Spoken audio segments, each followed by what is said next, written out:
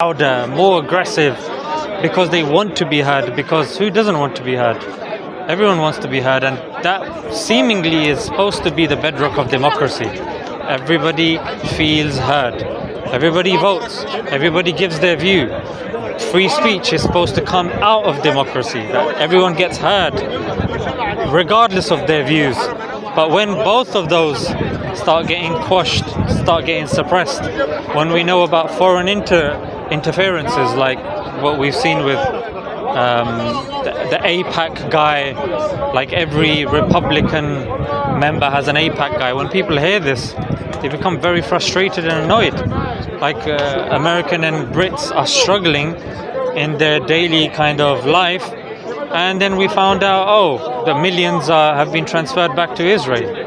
Not back, but millions of dollars of aid, on a regular basis, given to Israel. And you're like, why? Well, it's because we know the reason for that. Yeah, obviously, yeah. There's no point going into it. And when people know that reason, the frustration becomes compounded. Then it's like you're complicit with the genociders. Why is there any time whenever there's a vote in the UN Council for any progress, US is the only one vetoing it? So that compounds.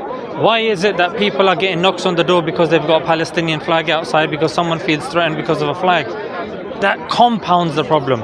Why is it that somebody that's just posted a flag on their social media and they've been fired from their job compounds the problem?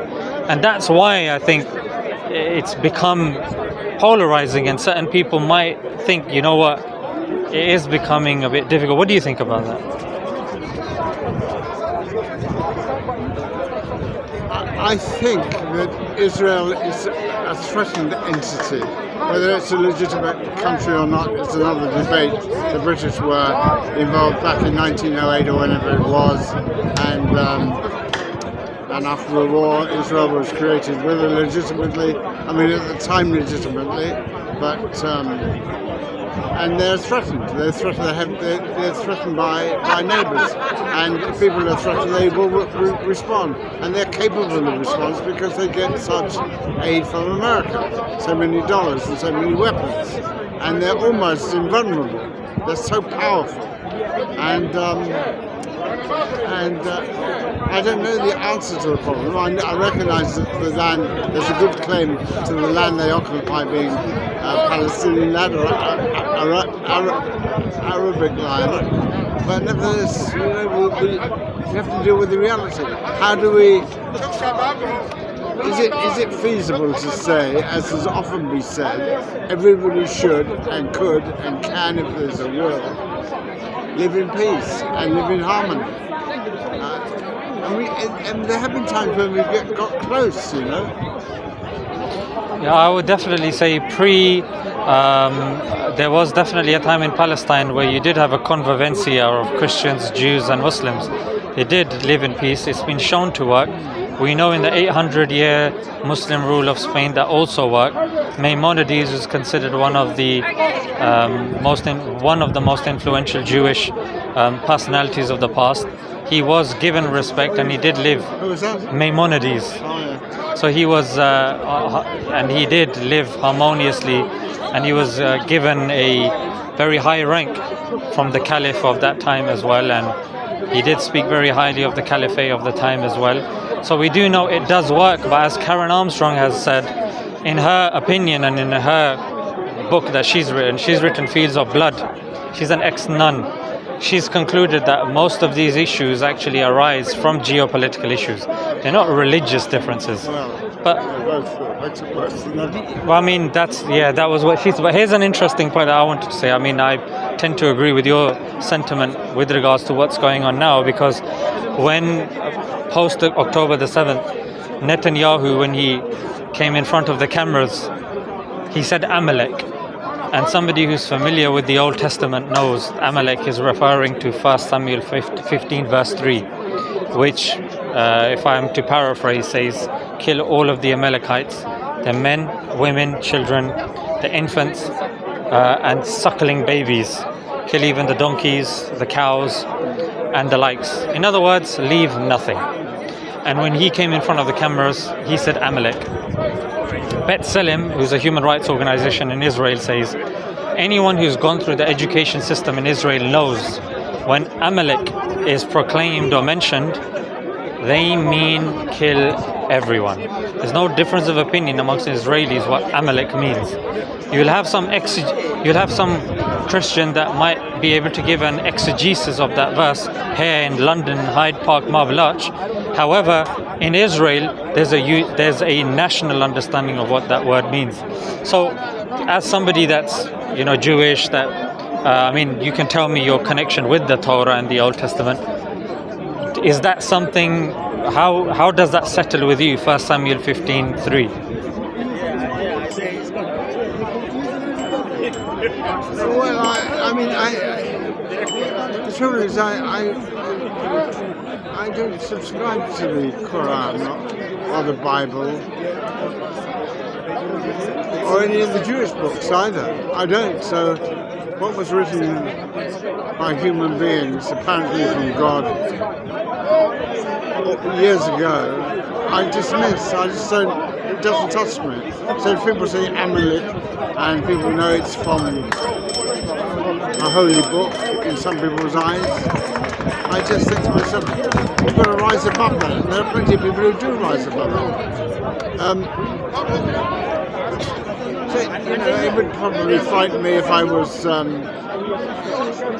not Jewish and living in Israel, and I believed in all the scriptures, but I don't.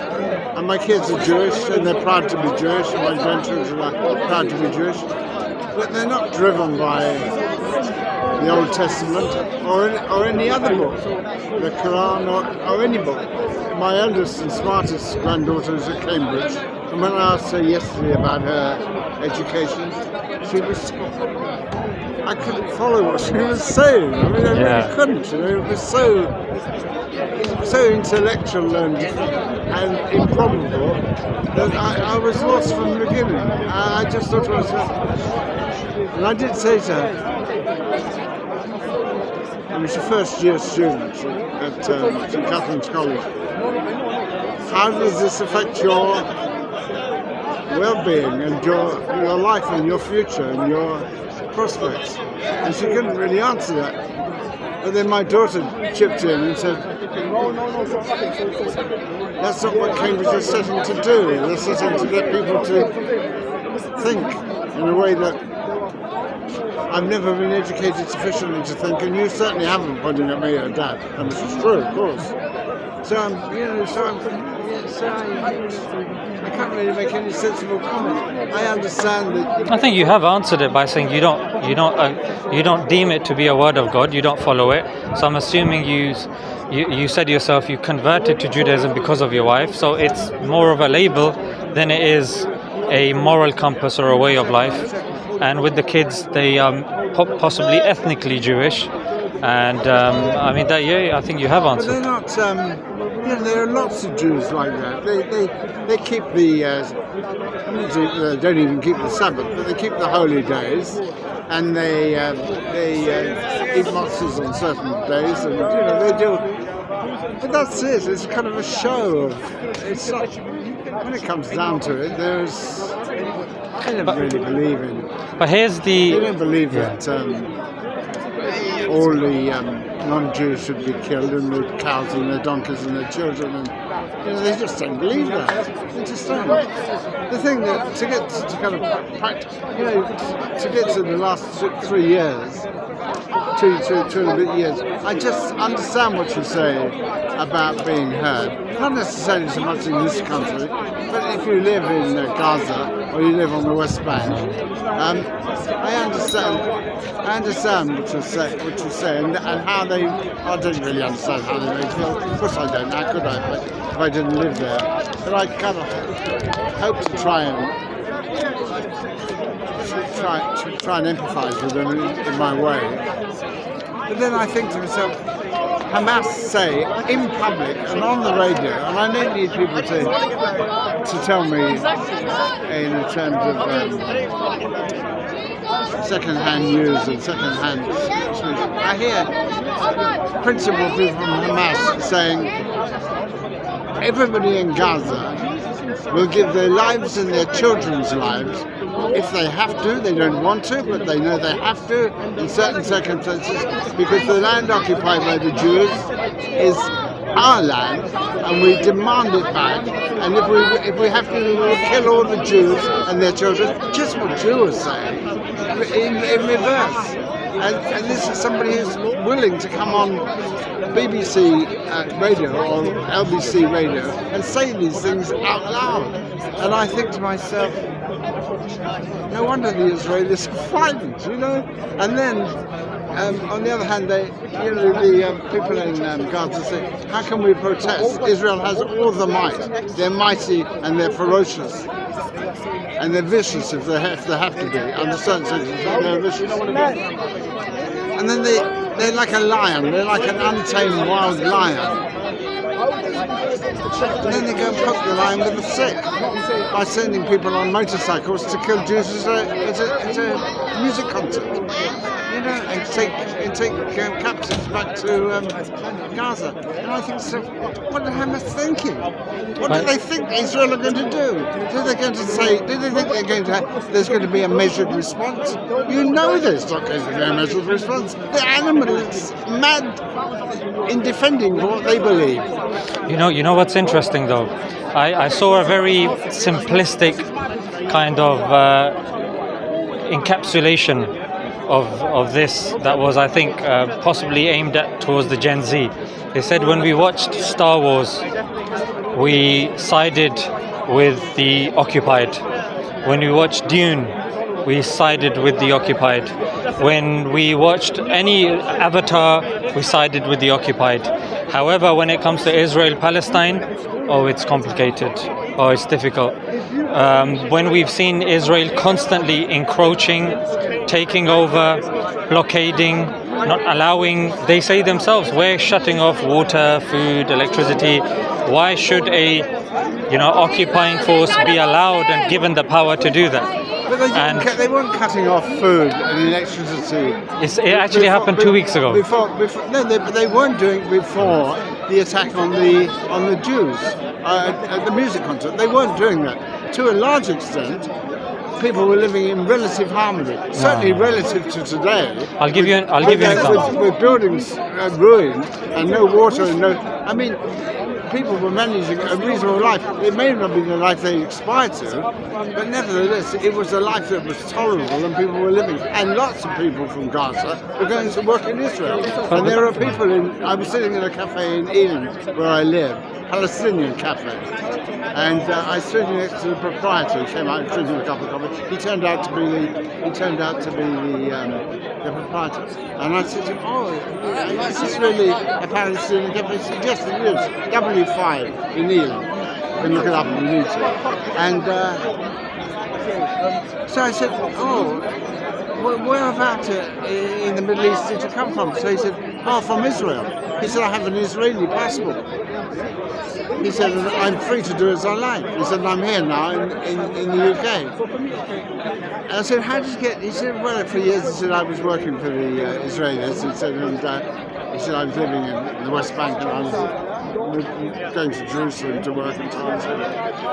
So to a certain extent, there was a kind of harmony, which is better than it is at this very moment. But to quote the words of Malcolm X, he says that you stab us with the knife, you take it out 6 inches and you expect us to be grateful. The usul or the bedrock. He said what? You do what? You stab us with the knife? Yeah, you stab us with a knife, yes. Then you take it out a few inches, yes. And you expect us to be grateful for that. Remove the knife, fix the wound, then we'll be grateful. Well, the Israelis hadn't removed the knife. They hadn't taken, the knife was still there, that's a granted. But that's my point. It wasn't a knife, it was far worse than a knife. It was lots of knives and guns and inhuman measures. They were still there, they weren't being applied, or if they were being applied, they were being applied very little, relatively. And yet, are you aware, like you mentioned October the 7th, or we mentioned it, are you aware of the massacre of Sabra and Shatila? No. So that was a massacre that Israel carried out in Palestine. Doesn't get mentioned. When? Let me give you the... I mean, is it kind of contemporary or? No, it's not contemporary. That's why it gets brushed under the carpet. However,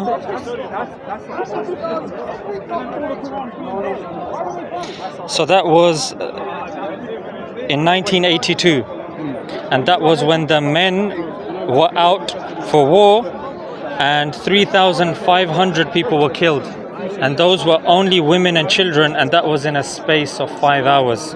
So those are 3 October the 7th that took place in one go. Doesn't get mentioned, doesn't get brought up. It's not even worth the conversation. In fact, even when it comes to peaceful protesting, that's why I'm saying that even when they've been seen to be peacefully protesting, there was a report.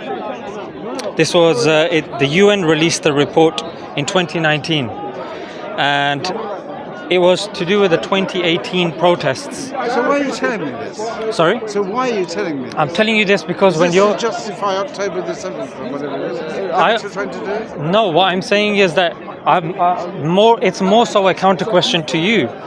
That does it justify all of these things? Does it justify what Israel is doing? I have never said that. All I've said is that in terms of Israel's behaviour, I'm not necessarily supportive, but I understand it, and it's predictable. It was predictable. But when surely- Hamas went and killed all those people on October whatever it was at the music festival, the response was going to be ferocious. Everybody knew that. But after so why the- did Hamas do that? But after the Sabra and Shatila, I mean, they're living in sure- Qatar in relatively luxury, and yet they organise an attack that is going to have desperate repercussions. We can say what that- kind of leaders are they? we can say the same about Israeli actions. They've lost so many. They've lost so much economically. They've been told by even their biggest allies like Biden to calm down. You're going too far now. There was no line. They said themselves we're going to wipe everything out. The issue went to the ICJ, So the I'm sorry to ICC. interrupt you, but I'm going to Yeah. go in a minute. So what is your solution, or what is your? I don't know the solution, nor do I claim to know the solution. But sorry.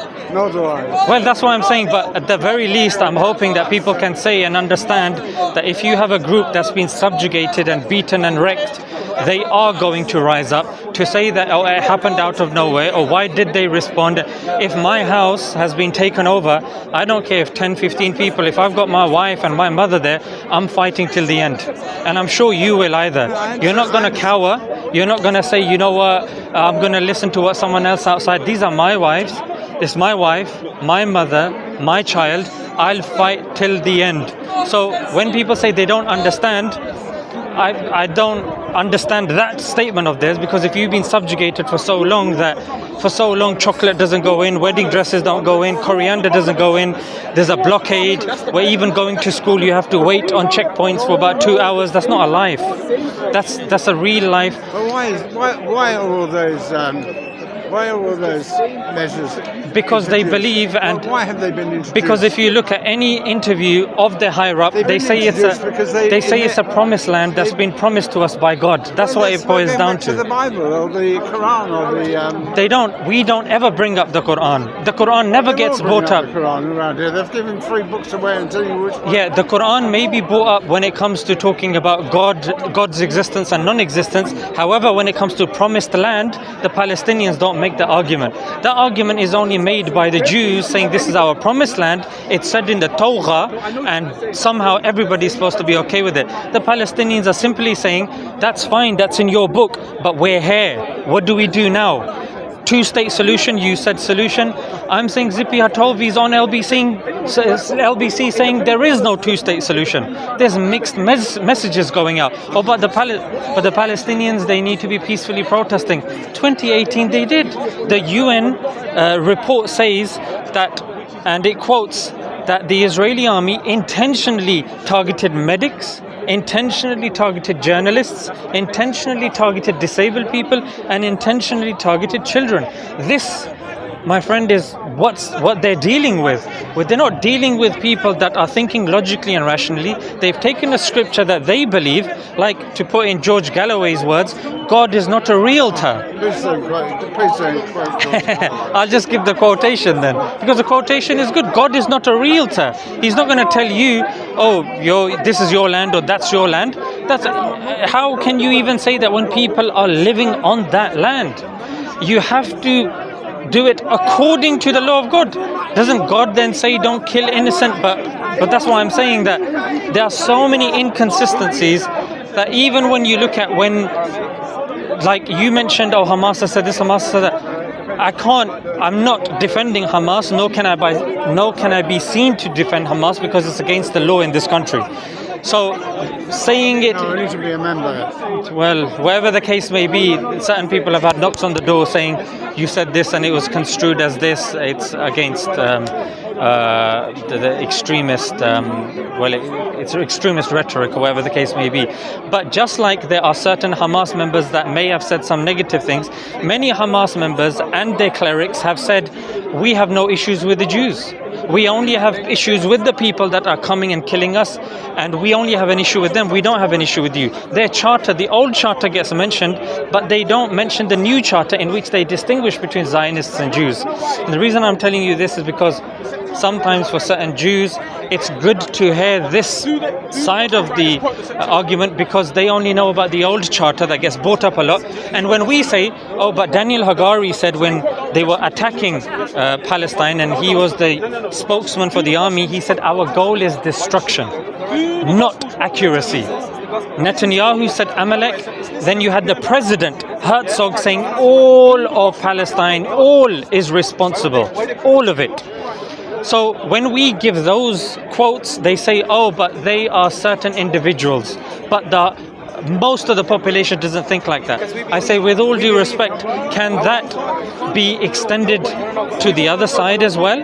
Because you tend to quote one or two Hamas opinions and members, ignoring their latest charter, ignoring what their clerics are saying, ignoring what majority of the Gazans and the views that they hold. There you don't want to say that you want to pinpoint certain Hamas individuals. When we do the same when it comes to Israeli officials, then, oh, no, don't do that. I don't know what Herzog said.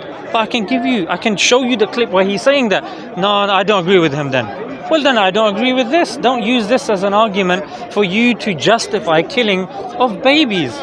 My friend, it's beyond me how there are people that are justifying. They say there are rabbis that come on TV and say their babies. I've never seen them.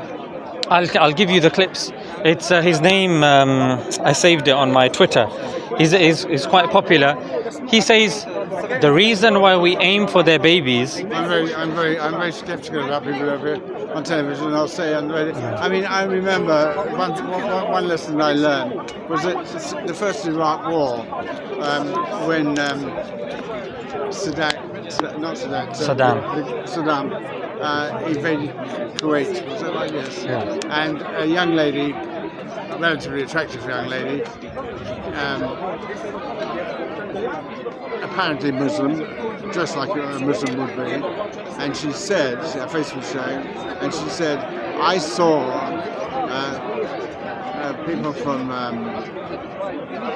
Iraq come into the hospital and bayonet babies, and afterwards she said it wasn't true. I was told to say that.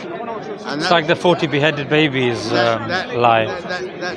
I thought to myself, wow, she was so believable. She had me, what? She's saying it, she was there. She was a nurse or whatever she was. Yeah. She was totally convincing. So I'm very skeptical. Yeah, I agree with you. The 40 beheaded babies was picked up by I-24, and then it was then taken up by the president. He then retracted because there was no evidence. It was retracted by even the news station, the anchor herself. However, you know the saying, the lies made its way around the globe before the truth's even put on its boots. So that was the exact same case here. People sometimes still bring up that 40 beheaded babies nonsense. So what's your purpose today? You've now engaged me in a conversation which is being recorded and filmed. Yeah. So why are you here? So initially, with certain people that want to engage, I want to find out their views, and sometimes, well, often when it comes to Islam, there are certain misconceptions. So my view is that when they come and we engage in a conversation, they leave with more edified with regards to certain misconceptions that they may have pertaining Islam. Because obviously it's my faith, I study it.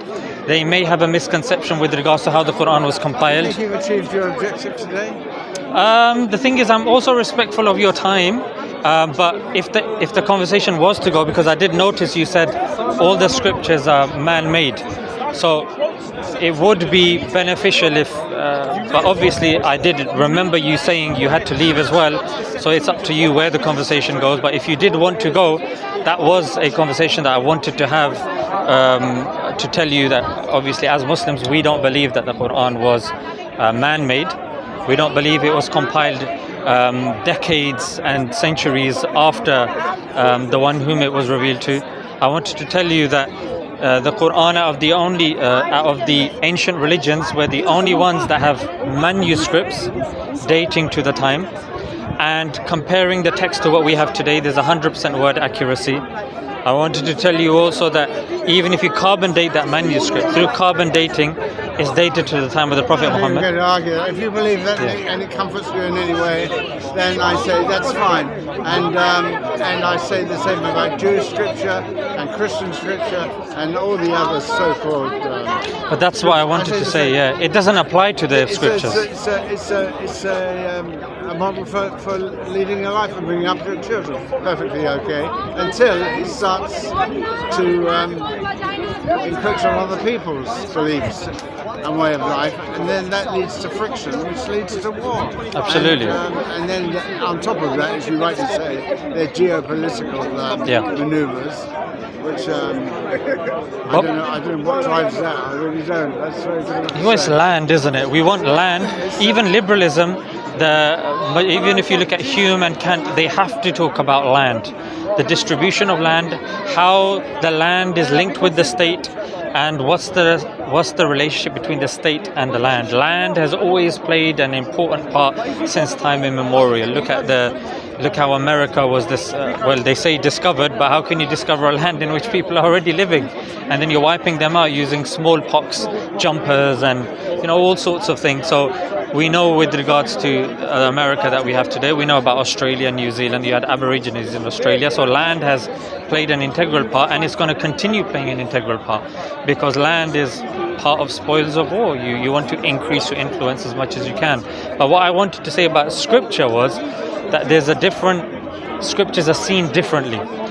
Jews and Christians don't believe that they have any manuscript that dates to the time of Moses or Jesus. So there's no way of verifying the accuracy of what they have today with what was there before. To be honest now, I mean,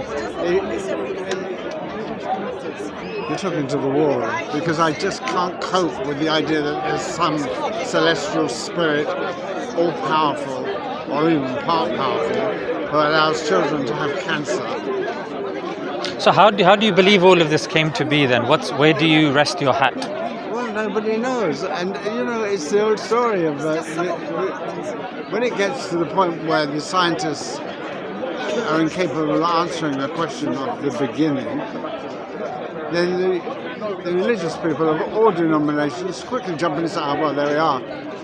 It's God. And then when they can answer that particular issue, they move back one and say, there we are, that was God. And then when that's answered, they say, that was God. Yeah, I agree, that's wrong. God is called It's called God of the gaps, and forcing God in any gap that's unanswered is wrong. Similarly, forcing science into a gap where science can't explain it, I would argue that's science of the gaps. For example, Einstein himself very articulately said, science does not aim and cannot answer moral questions. So you cannot prove if something is good or bad using the scientific method, nor does science claim to understand it. However, when people say no, like you've got people like Professor Atkins and Dawkins and these guys claim that no, science can answer that realm, then I would argue the same, that that's science of the gaps. Why is science being forced into a realm that it cannot answer. For example, what came before the Big Bang? Science doesn't know.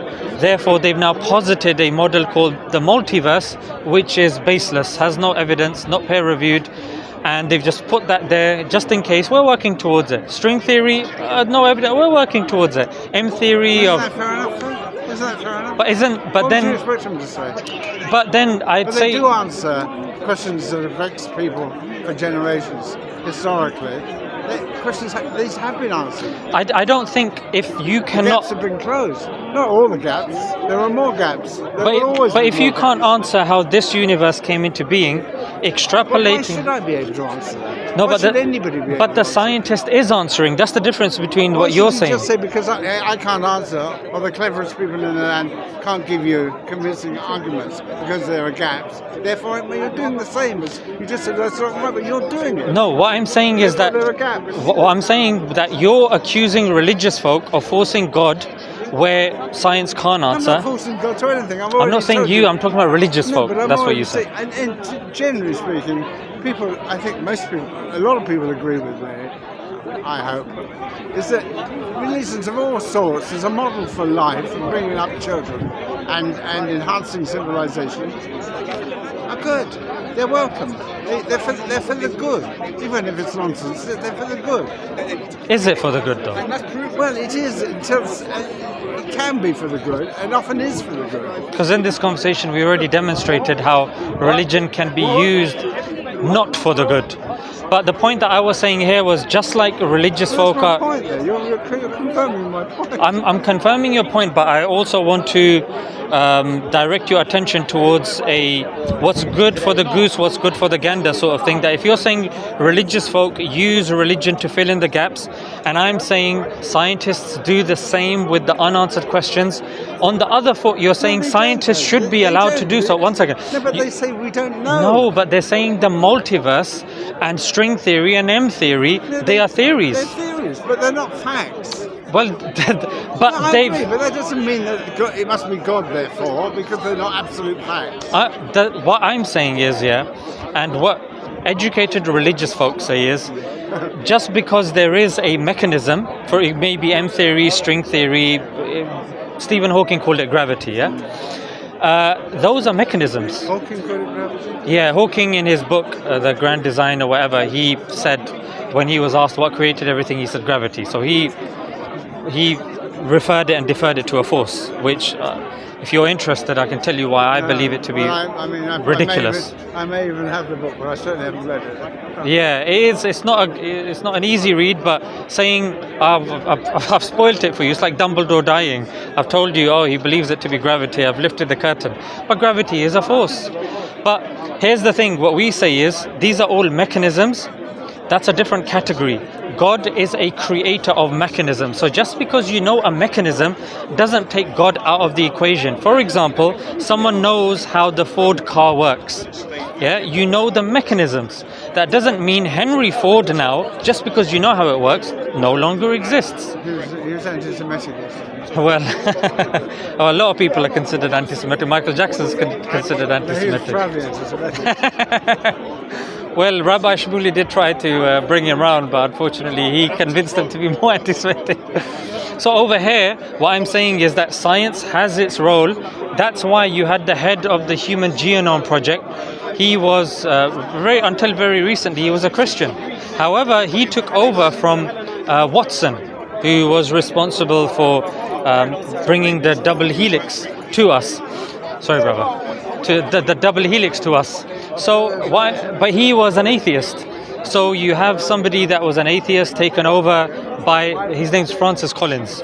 So sorry, brother, we're in a conversation. Yeah, don't be rude, brother. Yeah, sorry, brother. So because you have a so there's no real issue between science and religion. There's no real contradiction. The only contradiction, or not contradiction, the fight occurs between theism and atheism. That's what it is. When people bring science into it, scientists have been, many scientists have been Muslim, many have been Christian, and they've been doing fantastic and great work. And in fact, Darwin himself, he said, never in my wildest fluctuations did I ever become an atheist. till his dying breath, the most he went to was agnosticism, and his contemporary was somebody called Asa Gray, who was a committed Christian. So Asa Gray had no issue with accepting evolution, but also sticking true to Christianity. So when people say that they have to be at loggerheads, I think the quote the quote attributed to Einstein, which is religion without science is lame and science without religion is blind. In other words, both require each other, both need each other, because both are talking about different things. One's talking about the physical, one's talking about the metaphysical, and both of them do need to be married. And we're seeing this more now with consciousness. Indeed, certain people, they will say, no, consciousness is, it's make-believe. But if you and me, we are both sitting down watching the same horror movie, how is it that we have different experiences if we are only the physical matter? There is something there. And that something should not be cut out. Why? Because it's bordering onto the metaphysical. That's not science. Science is supposed to be open to all endeavor, all questions, if of course they can be measured, they can be calculated, or whatever the case may be.